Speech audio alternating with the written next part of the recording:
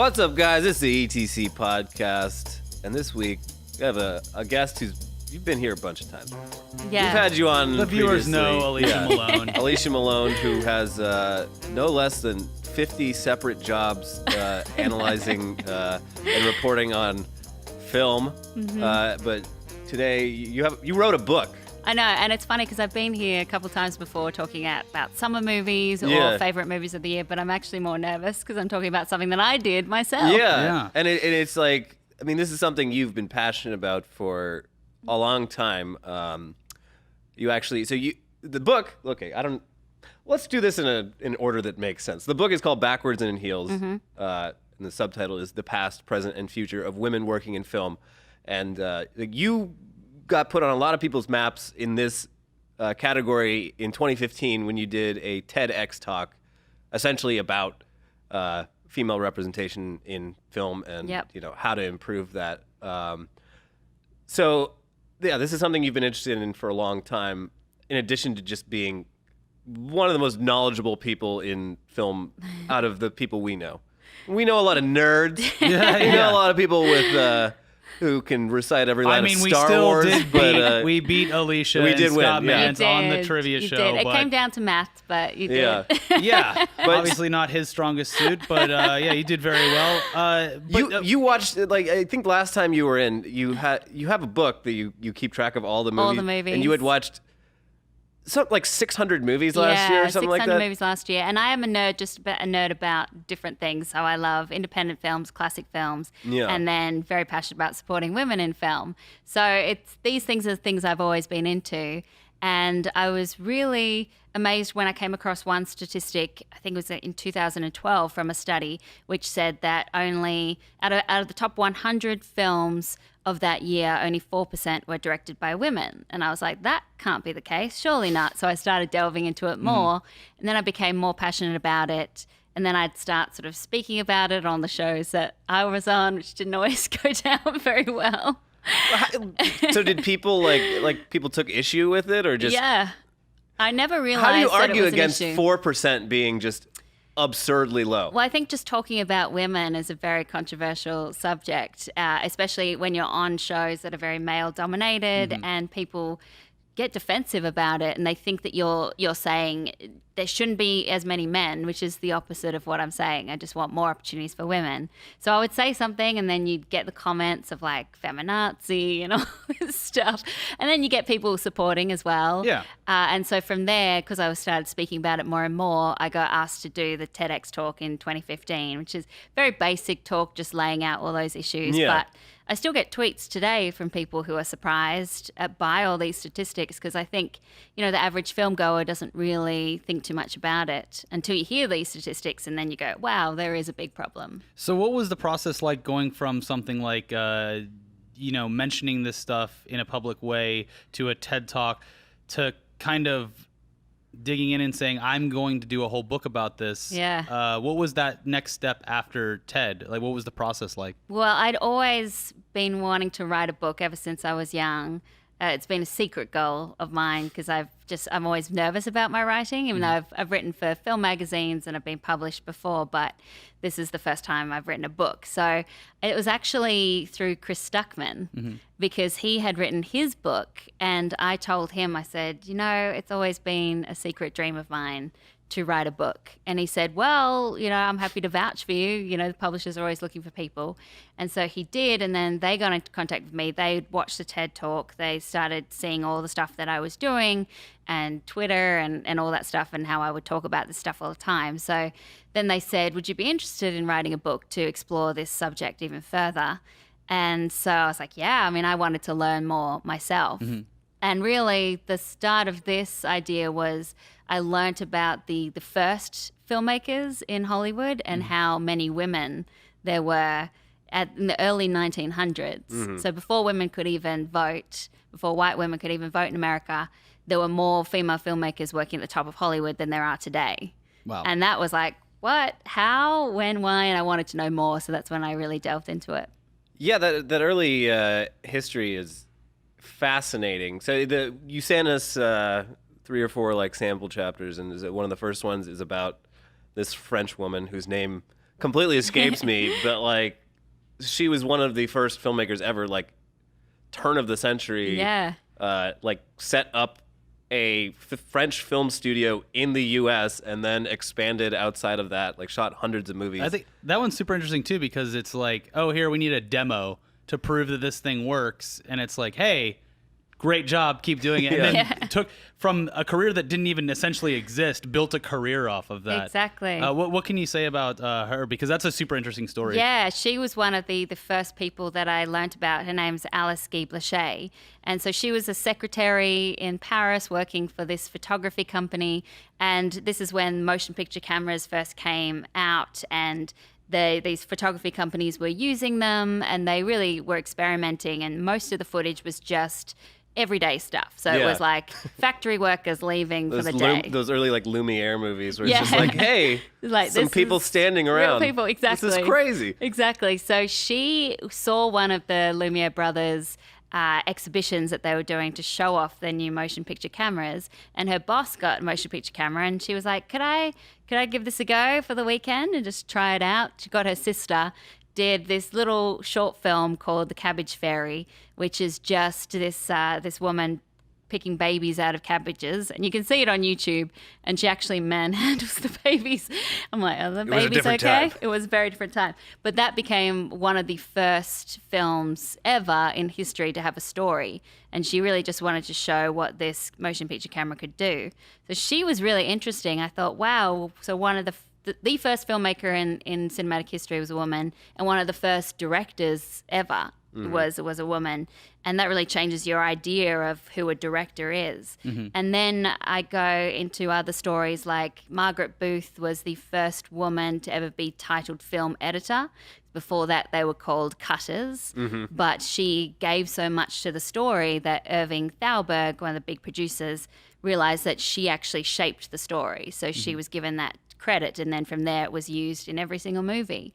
You have Dorothy Arzner, who is the only female filmmaker working in Hollywood in the 1930s, and she invented the boom microphone. Wow. Because I mean, I guess sound was new, but like, what were they doing before that? they would have to hide like- it. They'd have to hide it in furniture prop or in your costume, Yeah. and so the actors couldn't move. So when you look at some of the early sound films, people are just standing really awkwardly around a chair. Leaning into things weird. Exactly. And if you've seen Singing in the Rain, they make fun of that in such a great way too, where you have to kind of talk into one side of your costume. And so she had the idea of like, what if I put a microphone on a fishing pole and hold it above Clara Bow when she walks, and so she can move while she's walking. She doesn't have to worry about this microphone. And that was it. That was the boom microphone. So it's amazing. Did she actually use a fishing pole? Yeah. That's hilarious. Fishing pole, tied it to it, got someone to hold it, and then from there it It's developed. a crazy idea, but it just might work. Built So I out of wanted necessity. wanted to pick all these stories, and so each section starts with just an overview of what was happening in film at the time, the different technologies, and then I pick 4 or 5 stories from each era to talk about. And so those. where, like, obviously from the beginning of film in general, but what era do you go up to in this? Is it to the modern era? Yeah, or, to really? present day. So, and with present day section, I wanted to structure it by looking at all the different jobs and picking out a story or 2 from each field and talk about them. So I got to interview some great people. I interviewed Gina Davis about her gender institute that she has, America Ferrera, who does a lot of activism work as well as acting, Ava DuVernay, who of course just continues to break records. She's amazing. J.J. Abrams and Paul Feig to talk about the men who really push forward women and trying to increase diversity in film. And then a female cinematographer who just finished on Black Panther, a female writer who wrote Guardians of the Galaxy. So a lot of these firsts, a lot of these women who did these amazing things. Yeah, and the timing of this is, I mean, you couldn't have possibly predicted, like, No. with Wonder Woman. The weirdest thing with Wonder Woman is just how surprised Hollywood is acting. Yeah. And this happens every, like, 10 years or so. You mentioned, like, Thelma and Louise in the book, where it's the same thing. It's like, oh, a movie about 2 women. Like, people are actually going to go to the theaters, and it's like you're engaging a whole part of the audience that you generally ignore. Like, that's great. We should do this more. And then they just don't. Yeah. And like And then Wonder it's like Woman's the next big surprise. Yeah. Like, what? Wow. So Wow. yeah, and it's like even like so Wonder Woman's been crazy successful. They basically unseated Tom Cruise, who is usually, box office magic.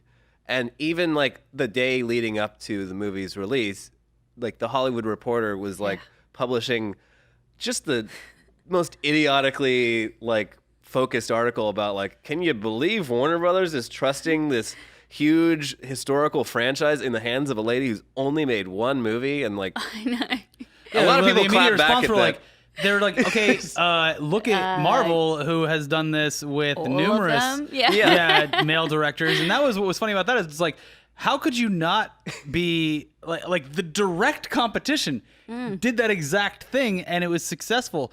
How could you be so blind as to draw like not think that people would draw that know. comparison? It's the That's the pattern thing. for all blockbusters is they find someone who did one or One two movies thing. really well, and Exactly. they give them a budget. Yeah. I know, and I talk about that too in the book. Talk about Colin Trevorrow, who got the job for Jurassic World because Brad Bird was like, I know a guy who reminds me of me. Yeah. Yeah. And you've got John Voight Roberts, who his Kings of Summer, great film, opened in 65 theaters, and then he got Kong Skull Yeah. Island, Yeah. which went worldwide. This happens all the time, but it never, until Patty Jenkins, has happened for a woman. Never, and it's because of that idea of it being a risk. And that Yeah. is still something that perpetuates everything, the media and then the way Hollywood looks at it. And then they're surprised. It's always this is the exception to the rule that, wow, a female-led superhero movie directed by a woman can make money instead of becoming the rule. And not only that, be universally loved It's by just a both good critics movie, and yeah. fans Exactly. compared to the Good last two film. movies. Yeah, I know, and yeah. that's the thing. I got some pushback on Twitter from people saying, "Well, a gender doesn't make a movie. It's a good movie or a bad movie." Sure. Or people saying, "But Zack Snyder wrote it." I'm like, "Yeah, he did, but."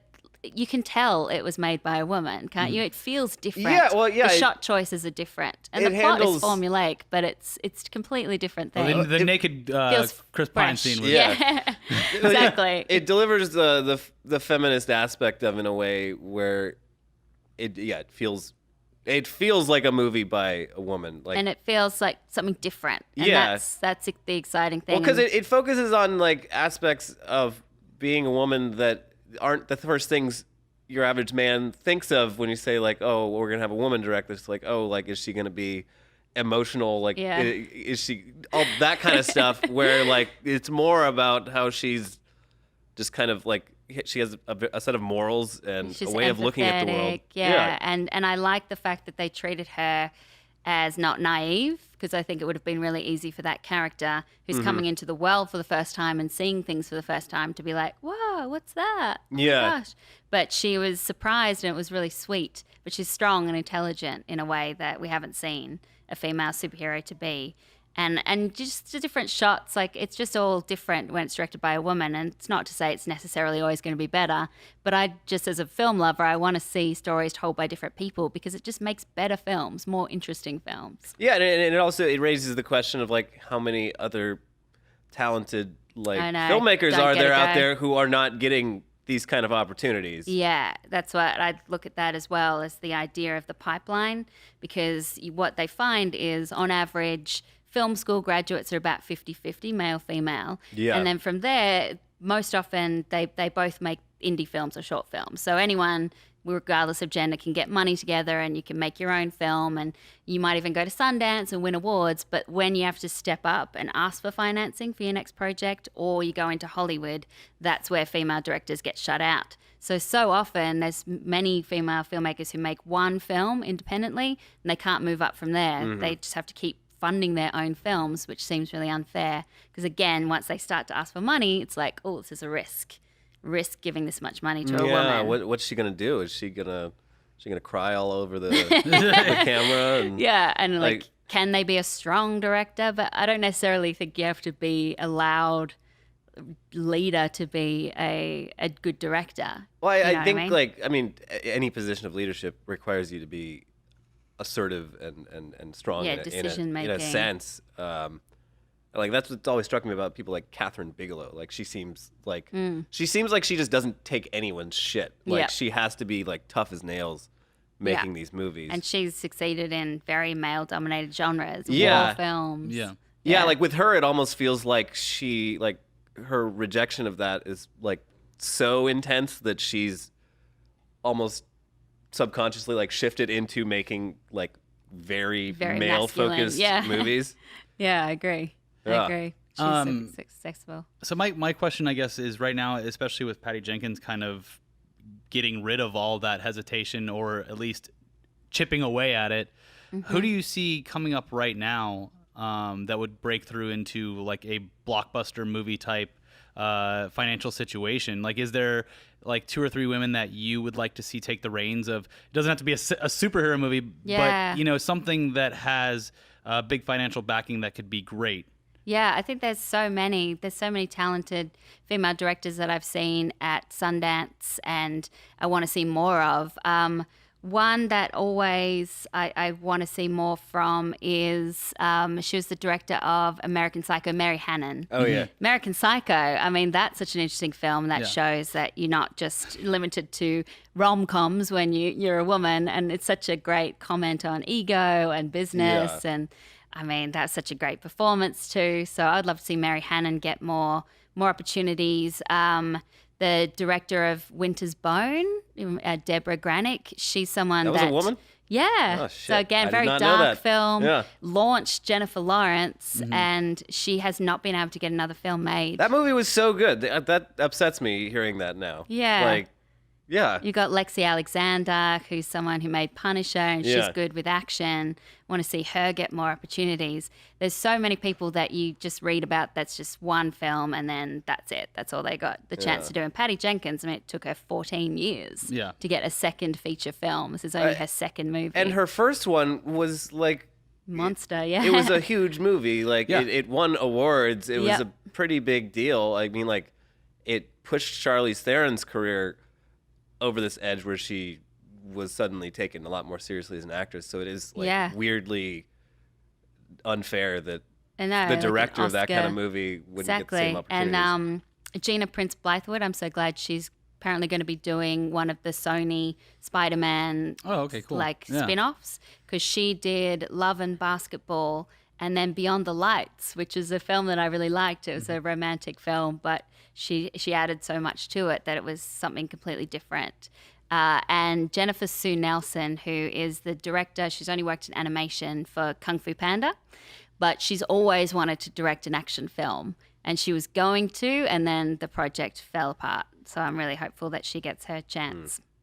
What about, what's her name? Karen Kusama? Yeah, she's great. Great. The Invitation. Yeah, The Invitation, like, after seeing that, I'm like, let this woman direct whatever the hell she wants. Yeah, and she's a rare woman working in horror.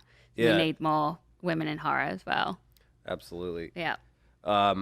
We did get, I tweeted out just asking for questions moments before, and got some pretty, like, enthusiastic responses. Oh, that's People nice. had sent in some multi-parters. Let's see. I like it. And I have to say I was really blown away by the support on Twitter. You know, I hadn't actually announced it yet, but people found it on pre-order and then they just spread the word. And I was like, wow, well, these people want to read my stuff. It's great. Really nice. Alberto Menendez says, anything you wanted to include in the book but couldn't, for example, not enough space, time limit, etc. Yeah, I wanted to include a chapter on critics because I think that's a really important subject when it comes to, you know, there's been a lot of talk about Rotten Tomatoes, which obviously is just an aggregator and not the source of the problem. But in terms of how that affects box office and how that particularly affects box office for female-led films. And so I really wanted to talk to Jen Yamato from LA Times and sort of tell her story and then use that as a wider context to talk about critics. But I ran completely out of time to do that. So that's it seemed like it was a pretty, like, I don't know what the length is for book writing, but you were here in, I believe, December. Yeah. You're like, well, I think I have to get started, like, pretty soon. I don't know if you had anything planned out by then, but so 6 months later, you have a book. It's crazy. It was really quick, and I wish I had longer to do it. I could have kept researching forever. But I was researching while I was writing. Yeah, and you were also working like your normal doing your normal job at this time. Like, was it hard to like just, you know, mentally like force yourself to sit down at the end of a day of talking and writing about movies sit down and talk and write more It was. about movies. It was. I had to spend every spare second doing it. It got to the point where I was really panicked, and I did some all-nighters. I'd write in between junkets. So I went on the Orient Express for Murder on the Orient Express, which is great. But I spent most of the time just going, I have to get this done. I was so panicked, and I didn't go out at all. There was several days when I didn't leave the house. I stopped eating. I mean, it was crazy. I had to kind of really focus everything on it. But now that's done, I'm really proud of it. Was there ever that first like precipice that you had to go over, or did you know where and when you wanted to start the book and with what, or what was the thing that like you're like you had to overcome to like really flow into it? What was that experience like? Annoyingly, it was finishing the first draft and then realizing, oh, now I see a much better way to structure it. Because at first I wrote it just completely chronologically. So just going a chapter on the 80s and just weaving in a lot of different people, a lot of different names. And it just became very much like a list. And I was like, this is not that interesting. And I'd consult friends and my writing teacher. And she was like, the best part is when you tell stories. Like, that's the most interesting part.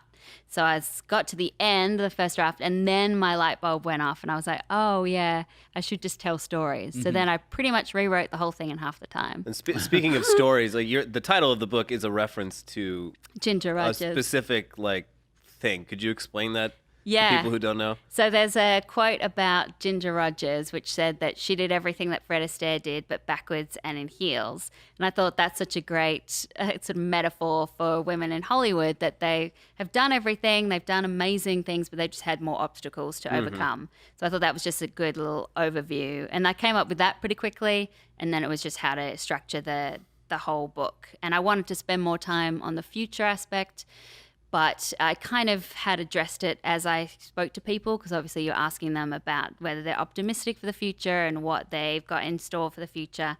So it kind of almost took care of itself, and I just did a little wrap up at the end. How much of like in your own bubble were you writing this? Like, were you sharing it with friends as you went along, or were you kind of isolating yourself? I was isolating myself, and I got so panicked, and my friends were like, just send us, like, we'll give you notes. And I was like, oh, that would be awesome. I didn't want to bother anyone, you know. And then I got to the point where I said, I really don't know if what I'm writing is any good, because you spend so long just by yourself.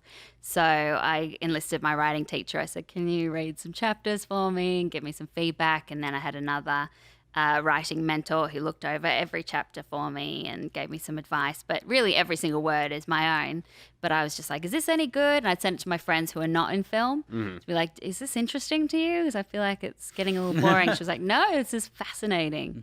So I'm like, okay, good. And with this book specifically, is it more geared towards women behind the scenes, or do you have chapters and stories about the women that are appearing on screen as well? Both, yeah. I'd say probably more people in front of the camera when I talk about the past. Oh, okay. Some of the movie stars, and then when I came to the present, I tried to include as many behind the scenes people as I could.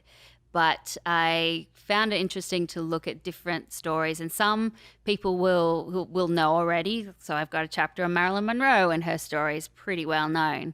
But trying to use each story as a symbol for a wider issue or a wider topic. You know, I did the Joan Crawford, Betty Davis thing. That was before Feud came out. Yeah. But actually it's an interesting, and I thought, should I take it out now that people know their story? But it actually is interesting to look at their story as an example of sexism and ageism and this competition between women. So I've tried to use it in that way. But there's Rita Hayworth's in there, Hattie McDaniel, who's the first African-American to win an Oscar, Anna May Wong, who's the first Chinese-American actress. You sent us that chapter, and that was, I mean, it was like, everyone knows that like Hollywood was really fucking racist, like in its early days, and I mean, and a lot of that still trickles down to where we are now. But like, I had no idea that like there were rules against like miscegenation. Yeah. Even in film, like. So she was allowed to be the love interest of a white guy under the condition that she had to like die or kill herself at the end, and like not get to have his kids, and just like weird shit like that. Exactly. And she couldn't even be a love interest of a white guy playing an Asian, which Yeah. happened a lot. Wouldn't want people to get the wrong idea. I know. It's so crazy, and a lot of it's maddening, and then a lot of it you have to understand the context of the time as well. Sure. But it does get frustrating, and so I chose her just to talk about the wider issue of how Asian characters and actors were treated. The saddest part of her story is like she wanted to be an actress really badly. She took the few roles that were given to her and played them well, and then pretty much all of China thought that she was basically giving them a bad name by playing all these like conniving women and like thieves and stuff. dragon So ladies. she was like, well, I'm not Chinese enough for China. I'm not American enough for America. Yeah, which I think happens a lot. Yeah. And I think still happens today, that it's kind of stuck in that, well, do you play the stereotype and then have people of your race or, get angry at you for perpetuating that stereotype, or do you just not work at all? And that happened a lot in early Hollywood. People like Dorothy Dandridge, I mean, her story is really sad because she wanted to be an actress. She wanted to be a star. She wanted to be as famous as Betty Grable and Marilyn Monroe. And she got a couple of opportunities, but she did not want to play stereotypes. So she would say no to so many things. And then eventually that's all she got. So then she started just playing just the worst characters, slave characters. And it was sad. There's a lot of, It's so and it's like depressing. stuff that I read, not extensively, but stories about young actresses that are tragic in the sense that being used and abused by studios, and it was always kind of swept under the rug, and it's coming to light more and more. I'm drawing a blank on the exact name I was thinking for now, but Yeah, it's really sad. So yeah, then- there was one that I read that was just like soul crushing. It was pretty bad. Like Rita Hayworth is really sad. Well, yeah, because she was like Mexican, right? Yeah, Mexican, and they did changed like everything hair about removal her. and like skin Yeah. bleaching. It's fucking crazy. Like I saw, So if crazy. you see the before and after pictures of her, it's nuts. Completely different and just used and abused by people. And so I thought, like, when I started doing all this and doing all the research and writing, it's like, God, my last chapter is just going to be all caps and yelling. It's Yeah, just going to be yeah. like, why? This is so bad. But then I found a lot of optimism in the people I spoke to who are working behind the scenes to try to change everything. A lot of nonprofits, a lot of researchers and professors, and they all have a lot of optimism that things will change. So that gave me hope. Hey guys, hope you're enjoying the podcast so far. I know I am, but we just need to give you a quick word from this week's sponsoring advertiser, Harry's. Father's Day is coming up real quick, and let's be honest, dads are tough to shop for. But you know what almost every dad can appreciate?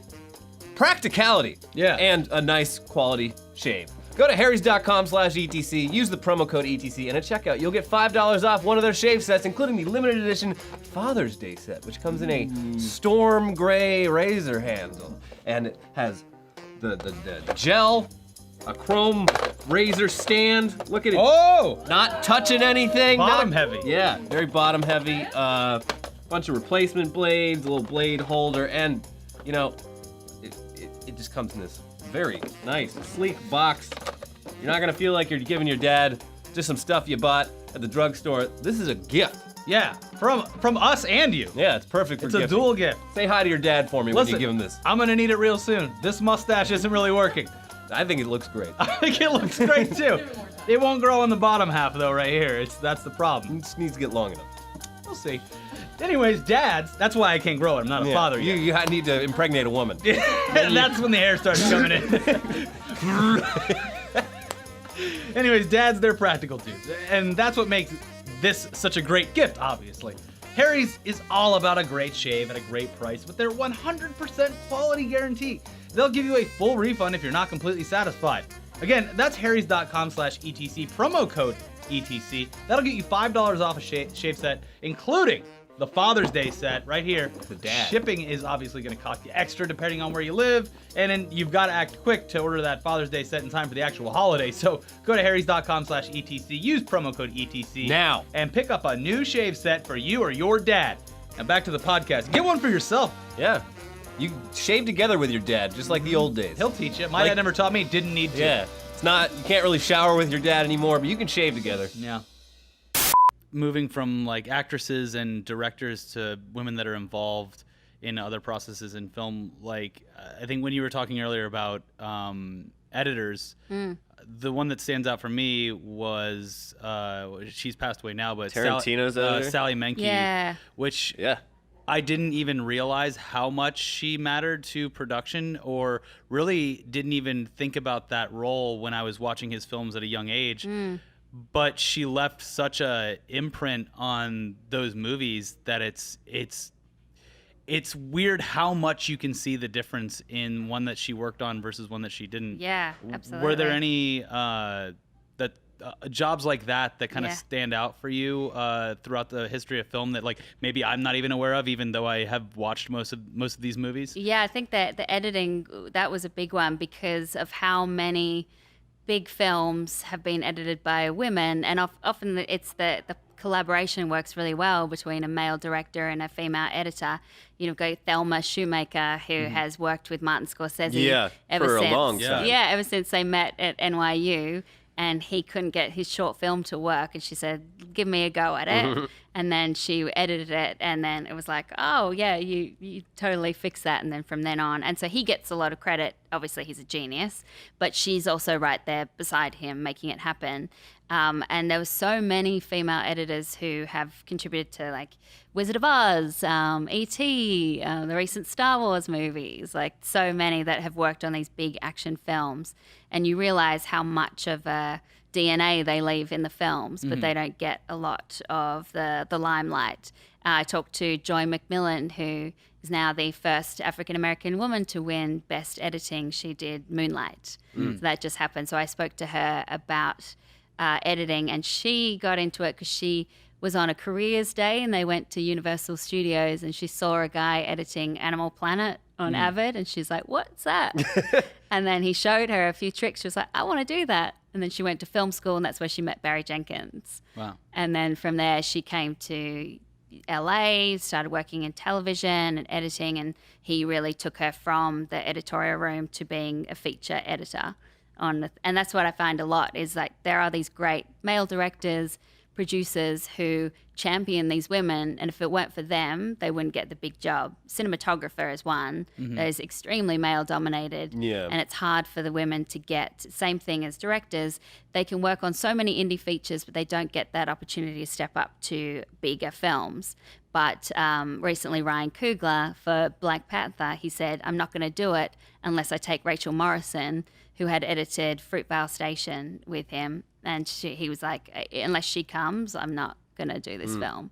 And so if it wasn't for him, she wouldn't get that job. But now she's the first female cinematographer for a Marvel movie, which is cool. Not bad. Not bad.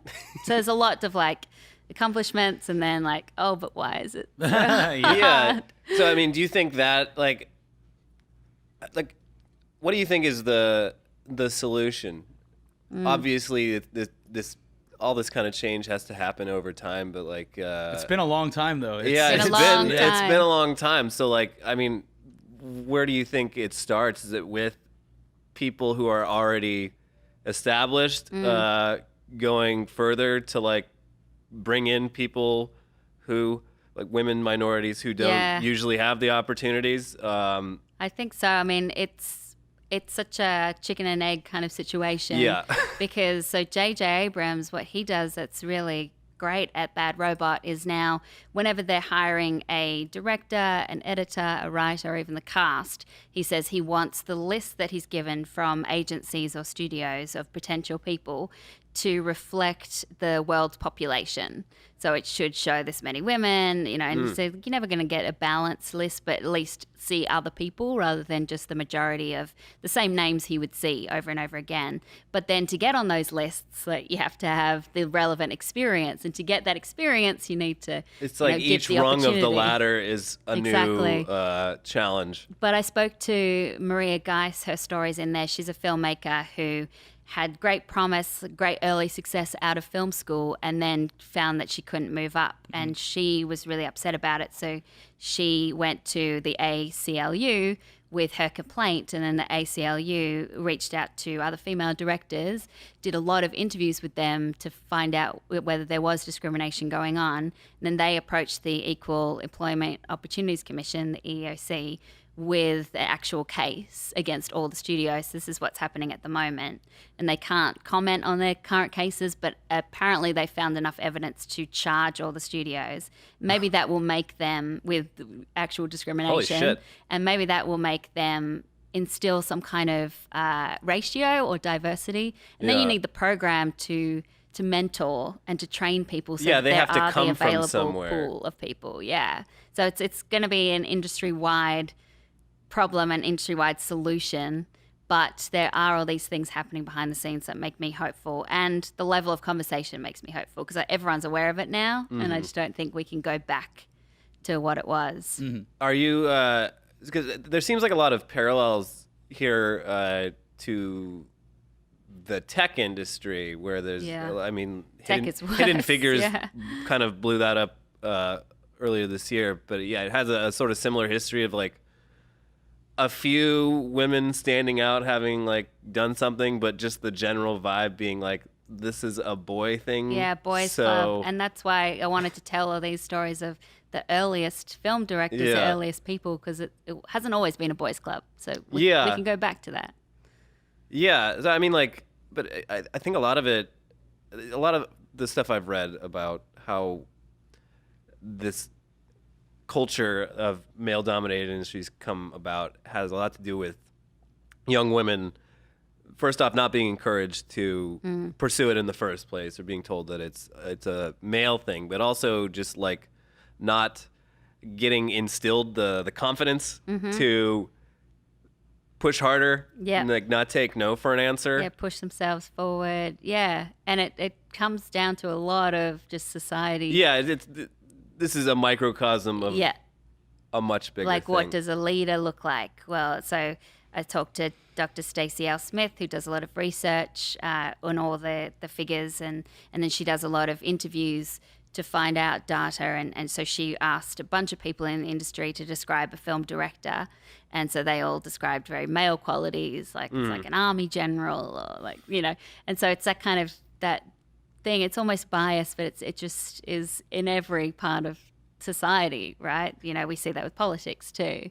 Yeah. And so it can get overwhelming and a bit depressing too, because there's women out there that really want to work, and they should just get the equal opportunity to. Yeah, and it's hard even if you are a woman. It's like, well, describe something that you've only even seen men do. You're gonna Yeah. think of a man. Yep. I mean, I used to, when I was young, I used to say I wanted to be a film director.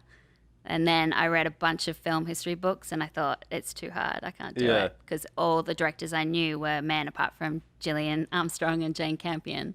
Everyone else was a guy. And I was, you know, I was pretty shy. I didn't think that I could be a strong leader. So then I changed my dream. But now I think this job is a dream. Do you still Yeah. have any aspirations to create something like that? Yeah, maybe in maybe the down the future? track, yeah. Yeah. But I could see more kind of a documentary Yeah, film. Yeah, I you're mean, really like, I'm good at more that. into non-fiction than Yeah, I mean, something like this could I'm easily. not good at coming up with Yeah, characters. this would and translate stuff. perfectly well into a documentary. if yeah. you find the right footage, which seems to be readily available on YouTube anyway. Yeah, it is. It's all out there. Yeah. Yeah. So Yeah. go for it. Yeah, thanks. Yeah. Got Yeah, it. I can achieve my dream now. Yeah. Here's a question from Neil Varma. He wants hi, to know, Neil. who is the book dedicated to? And also, what did you find during research that most surprised you? Okay, well, the film is dedicated The to book. yeah, the book. Well, it will be a book- film. The will be a book film. It will be a is film. dedicated to my fellow film geeks. Okay, thank so you. the idea, yeah. So Thank you. the idea being that you know, having more women in film it benefits us all, especially people who love movies. And so anyone who's passionate about movies will want this to change, because it's just going to make movies much better for all of us to watch. And if you're a film geek, then you'll enjoy all the stories. Yeah. So it's to my fellow film geeks. And then what was the other question? Oh, Most surprising thing you learned. Most surprising thing, it was these early stories, and it was that fact that before 1925, there were more female filmmakers working than there are today. And there was another fact that said, so Universal Studios, back in the day, they used to have, I think they had like 11 or 12 female filmmakers that they'd use constantly between 1905 and 1919, right? And then from 1920 to 1982, they didn't hire one female filmmaker. So that's how fast the change was, and that was a lot of factors, but the Great Depression, it became more of a business. They thought men are more business-minded, brought in executives to run a studio. The talking pictures came out, and not all directors were successful in the transition. And then a couple of those talkies, like The Jazz Singer, made by the Warner Brothers, that was such a success that then that helped that studio grow. And a lot of the smaller studios that were run by women, so women ran a lot of movie studios themselves, but then they dropped off because they didn't have the finances and they couldn't get the banks to finance them. So it's just that sudden change was really surprising to me. Yeah, that's it was really quick. insane. And then, then a only generation one- passes and you don't even remember that it happened. Yeah, and only one female filmmaker working in the 1930s. But that's from, the thing all too, the is like you ones. have executives and people that are in positions of power still. It's less and less today, but that are still from the era, not the 20s, 30s, or whatever, but Yeah. the 60s, 70s, and 80s, who have a way of doing things and do what they know and rarely teeter outside of that. Do you think that moving forward with the women that are working in the industry now, as they potentially move into roles of administration at these studios, do you think that would offer? Yeah, I think so. I mean, because looking at the statistics of executives, which I did as well, there, that there's not that many right at the top, but just underneath. Yeah. There is so They're waiting. many. Yeah. They're waiting. They're Please ready, retire. ready to poised, ready and to take over. Yeah. And we saw that. So in the 1980s was when you first started seeing these female executives. Sherry Lansing was the first woman to run a film studio at that time in the 1980s, since If like Kathleen beforehand. Kennedy now. Yeah. Yeah. And so, and you have seen with more females moving up. I mean, it's not always the case. Sometimes they do play by the same ideas, which is that, female-led films can't make money, female directors can't direct action, all the stuff that Wonder Woman disproves. Yeah. But you do see more opportunities for women when executives move up. And I spoke to Amy Powell, she works at Paramount, and she has the digital division, Paramount, but she has a rule that she has a 50-50 split in the office. And so she said it just makes it so much better because you can all talk about these things, you get different perspectives. And so I think there's going to be more and more like that. And so I do have hope for that. Which is like a rule like that, there's definitely people, especially in the internet now, that would call that like sexism. But that is like, if you're literally dividing the office 50-50 male-female, like that is the definition of equality. Equality, Like, exactly. seems like something most people should be able to Should get want. behind. I know. I never understand that mentality, the kind of reverse sexism mentality. It doesn't work. The internet. Yeah. Well, it's a When you fun give place we've all chosen to work in. Yes. The internet. Yeah. where everyone gets a say. Yeah. Yeah.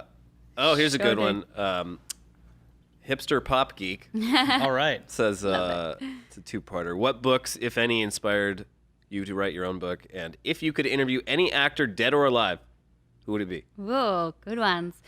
Books that inspired me. I love the books by Mark Harris, and I'm definitely nowhere near the writer that he is. But he did Pictures at a Revolution recently, which talks about from the 1960s to the 70s in Hollywood and how the destruction of the production code brought in this whole new wave of exciting directors, people like Martin Scorsese. That's really good. Yeah. He's so good at writing. He also did Five Came Back, which is now Oh, on yeah, Netflix. it's a Netflix documentary. Yeah, about the 5 directors who went to war. So he's great. And then, of course, Peter Biskind, who did Easy Riders, Raging Bulls, and Down and Dirty Pictures. That book is nuts. It's great. So that's all about It's- 70s directors. Yeah. It's so interesting. I love it. And then I also love Rebels on the Backlot, which is by Sharon Waxman. And that's about 90s film directors. And my dad got me that book when I moved to the US. And he wrote in it, like, I hope you find your place in LA in the film industry and all that stuff. And I read it and I thought it was really fascinating because it told these stories about Quentin Tarantino and Steven Soderbergh and David Fincher. So that was really inspiring. It's always interesting too, and I think anyone with that chooses a job in the entertainment industry, regardless of what it is, and regardless of your gender or whatever, has parents that are initially worried. Yeah. Were your parents supportive of what you wanted to do, or did they have a more traditional sense for you? My mom would have been really happy if I just went to university for something. Yeah. Because straight out of school, I was like, I'm moving from Canberra up to Sydney, and I want to work in television. And she was like, oh, you don't know anyone there. How are you going to do that? And I was like, I'll figure it out. And then same when I moved to LA, she was really worried. She was like, you don't have any savings. I mean, your mom was more worried than your father? Oh, yeah. My dad was like, oh, you'll be fine. And my dad, we just talk about movies. Yeah. Like, Australia It's really is so just far. I know. I don't know why I was so confident, because I look back and I'm like, I didn't have any money. I didn't have a job lined up. I didn't know a single person in LA, but I was like, I'm going to make it. That's the great thing about being young. Yeah. You Exactly. don't care. It's like, I'm going to do it. I guess I thought I can always go back if it doesn't work out. Yeah. How long did it take you once you arrived to like get Only settled in? a couple of months, which was lucky. So there was a girl who was working for an Australian television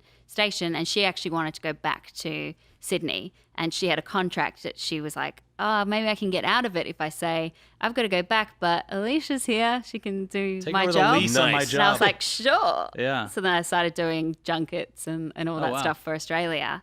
And then from there, I got to know other people and slowly grew. And it's amazing now. I mean, And you guys, doing my dream job. you and Maud, like there is a little Aussie expat like community There is. here in LA. The like, Gumleaf Mafia. yeah, you guys seem to stick together. Yeah. So I was excited when she moved over. She moved over 3 years after me, and I was like, we knew each other, but not super well. But I was like, we're going to be best friends, and here, I'll teach you everything that I made the mistake on the first time. Here's how you get a license. Here's how you. So we just became fast friends, and it's so nice to have her as like my support. And she was so supportive during this. I would send her chapters. She'd give me advice. She'd talk me through it. She'd be like, do you want me to drop off some coffee, some Red Bull to you? Yeah. Well, I'm glad you guys got over here before Donald Trump Oh, yeah. closed the borders. I got my Doors green shut. card. So, I mean, does that mean anything though? Who knows? I think for now. Who knows? You're fine. But the other question, I think I would interview Marilyn Monroe. She's someone that I was always fascinated by as a young girl. I used to watch her movies and she was so glamorous, but then reading about her life and really sad. I mean, sexually abused. She always wanted respect, always wanted credibility, worked with acting coaches, didn't want to play the dumb blonde, but that was all she could do and or she was given the opportunity to do. So she was really fascinating to me, the idea of like going from Norma Jean to creating herself as Marilyn Monroe. And not many people know this, but my last name is not actually Malone. Surprise, twist. I changed it to Malone because I thought it sounded like someone who would be glamorous and be able to work in television straight out of school. I'm constantly surprised at, I mean, specifically out here, how many people would. Yeah. It's very weird. And it was inspired my name's by... real. No, it's not. Everyone always thinks his last name is I mean, fake. it was my mum's maiden name, but inspired by Marilyn, that I could reinvent myself, you know? Yeah. And, I like it. It works. Now it's Oh, somewhere. you've just crushed all of my my trust in who you are. We So- trusted you. Yeah. All my friends from high school are like, did you get married? You know? No. Yeah, I married. Sadly not. I can't think. Carl of it. Malone. Yeah, Carl. Yeah, Carl Malone. Sam Malone from Cheers. Yeah. Oh God, someone did a 4-part question. Well, one of them is just ILY. Oh, So, that's but let's see. Some of these have already been answered. Oh, okay. Here's one. His third question is this the writing and the public speaking at TED and other events where you thought you would end up? I think you've sort of answered Yeah. that, but I mean, it's something I've always been passionate about, but never thought that I would end up doing it now. I mean, it's something that I always wanted to write a book, but if you had told me when I was younger or even just a couple of years ago that you would be speaking at events, and I'd be like, no, not me. I'm too shy and quiet, and I like to just stay at home and watch movies. I don't like anyone looking at me. I'll follow that up with my own question, because like you do occupy like your own sort of niche among like all the people we know who kind of do this. Like when you showed up, when you first started working in LA, I'm sure you were covering just a lot of the carpets and the junkets and stuff. But All like of you, like what was the process of transitioning into like kind of like more serious critique and covering the indie festivals and the more, I guess, the smarter side of movies. Not necessarily, but The 10 things you missed in the Spider-Man trailer. Yeah. I always did watch. I used to collect the Criterion movies. I always watched foreign films and all that. But yeah, when I moved over here, I was just doing everything, and I found it so exciting. I get really excited about red carpets. I get excited about going to Comic-Con. Now it just seems like the worst thing ever. We've skipped it 2 years in a row. We're skipping this year. No sadness. nightmare. Personal choice. Yeah. I loved all that stuff. And then I started my first sort of big American job was working for AMC Movie Talk. And it was when I was there that I realized how much I didn't know about all this stuff, because all of those guys had grown up reading comic books. They knew all about these superheroes. And then I realized how much we'd had to talk about it, and how every day it was a speculation on who played what, and I just felt so out of place. I would have to do so much research. Yeah. It's to very hold easy my to own. fake. We did it for a long time. Yeah, we just Wikipedia, just Yeah. I did. I faked it for a while, and then because people then would get annoyed at me if I said I haven't read the comic book. I don't know if this you're is true. pretending to be a nerd. Yeah, I'm like, well, actually, I'm not, sort of. I'm not really a nerd, and so I tried, and for a while there, I was like, I'm just not. This is just not what I want to do, and it's not what interests me. And I would take myself to the film festivals. I once went to Sundance, and I had 25 cents in the bank, but I was determined to go, and I slept on someone's floor. I found there was this free veggie burger like promotion that Morningstar had, so I would eat there for lunch and dinner, try and wear a different hat and be like, "Oh, what's this? Is this Hello. free? Put a mustache on. Oh, delicious. Don't mind if I do." And But I was recently passionate about you just started working. Well, I guess it's been a little while now, but you're working with Filmstruck, which Yeah. is just explain what it is, and because it seems like it's your dream job kind of. So Absolutely. tell everyone about that. And Yeah, Yeah. it is my dream job, quite literally. So it's a new streaming service created by Turner Classic Movies and the Criterion Collection. It's the home of the Criterion Collection, and it's a cinephile's dream. So they really delve into foreign films, art house films, indie films, cult classics. And I always wanted to do that kind of so in Australia we had a guy called Bill Collins, and he would introduce the late night classic movies. And so when I would watch the movies, I'd watch his intros, and I'd often record them and then just practice them, not thinking that I was going to do that, but just I enjoyed them. And then when I moved over here and I didn't have any friends, I would stay at home, and my roommate at the time had cable, so I'd watch TCM. And I'd put it on the background, and I'd see Robert Osborne doing his intros. And so I'm sort of a big goal setter. So one day I got out my notebook and I wrote, goal, work with Turner Classic Movies. But I didn't know how it would happen or what would go on. And then when I was doing profiles with Scott Mantz at AfterBuzz, the head of AfterBuzz, he used to do these one-on-one sessions where he'd ask you what you want to do, what's your dream job, and I said work with Turner Classic Movies, and he said I actually know the head of talent there. If you want, I can send your show reel on. And I was excited, but I was like, I'm not ready yet. I'm too scared. This is not right. So it took another year or so till I actually wrote him the email, sent the show reel. Happened to be at the time that they were looking for people for Filmstruck.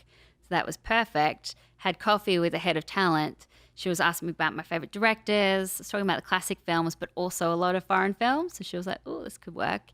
Then she said, we're doing this thing, super confidential. Come to Atlanta and do an audition. Wow. And I went there, and they had outside the makeup room, they had a sign with my name and the TCM logo. And I said, like, can I take a photo of this? This is super dorky, but I felt like if I hadn't, even if I didn't get the job, I'd kind of ticked off my goal in a really crazy way. So then I got this job, which is great. I mean, I have no idea how many people watch the intros. Maybe they don't. It's an extra option. But I love it. I go down to Atlanta once a month. I record 40 intros to these films that I'm learning so much watching them myself. And it's just a dream job.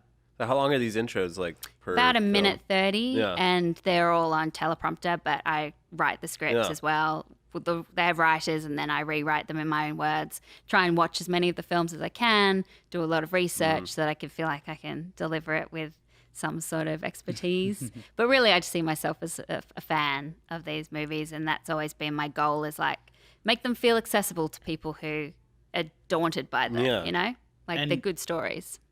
I think the most honest question I have for you is how the hell do you have time to watch all of the movies, Yeah. not just the classic movies, but the movies that you report on and then go to work and then write Yeah. a book? And I don't have a social life. That's my problem. Yeah. Actually, thinking of ideas for a hobby.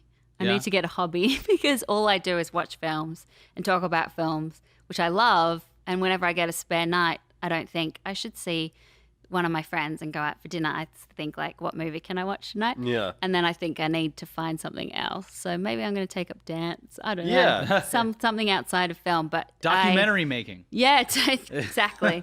I need to find the balance a little bit more, to be honest, because that's all I spend my time doing. Yeah. So, yeah, watching on the planes, as soon as I get home, as much as I can.